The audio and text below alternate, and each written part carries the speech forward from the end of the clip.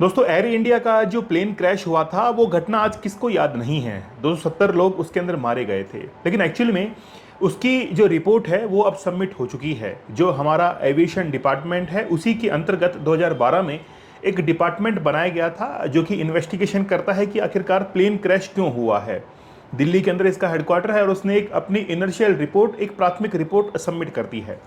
उसमें ये बताया गया है कि एक पायलट ने दूसरे पायलट से ये पूछा कि तुमने फ्यूल को बंद क्यों कर दिया है। दूसरा पायलट ये कहता है कि मैंने फ्यूल को बंद नहीं किया है। इसके बाद में फिर मिडे मिडे कॉल होता है और कॉल होने के बाद फिर वो प्लेन क्रैश हो जाता है। लेकिन मिडे मिडे कॉल करने से पहले एक घटना और होती है।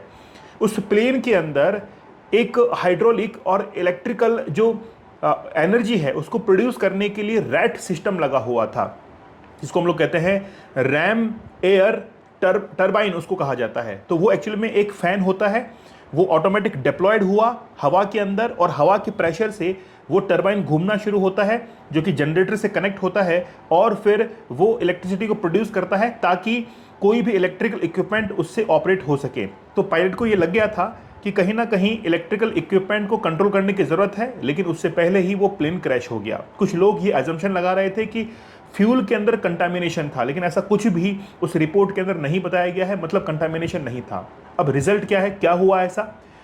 वो जो प्लेन था वो दिल्ली से पहले अहमदाबाद आया था। उसमें काफ़ी सारे जो सेंसर्स थे वो प्रॉब्लम कर रहे थे। इस बात की रिपोर्ट क्रू मेंबर ने मेंटेनेंस स्टाफ को दी थी। मेंटेनेंस स्टाफ ने उसको ठीक भी किया था, लेकिन एक्चुअली में हो सकता है कि मेंटेनेंस स्टाफ ने उस फ्यूल टैंक के अंदर ही कुछ ऐसी चीज़ छोड़ दी हो, जैसे कई बार डॉक्टर ऑपरेशन करते वक्त छोड़ देते हैं। तो वैसे फ्यूल टैंक के अंदर कोई कपड़ा या फिर कोई इक्विपमेंट छोड़ दिया गया हो और जाकर वो फ्यूल पंप की जो पाइप है उसको चॉक कर दिया, जिससे फ्यूल सप्लाई नहीं हो सकी और धीरे धीरे प्लेन ने अपना थ्रस्ट खो दिया और वो जाकर क्रैश हो गया। ये अजम्पशन है। फाइनल रिपोर्ट अभी 12 से 18 महीने में आएगी, तब जाकर हमको रिजल्ट्स पता लगेंगे कि आखिरकार हुआ क्या है। अगर आप लोगों को अपना ओपिनियन देना है तो ज़रूर मुझे कमेंट सेक्शन में दीजिएगा। आपका क्या ओपिनियन है, प्लेन क्रैश क्यों हुआ और इसके क्या कारण हो सकते हैं।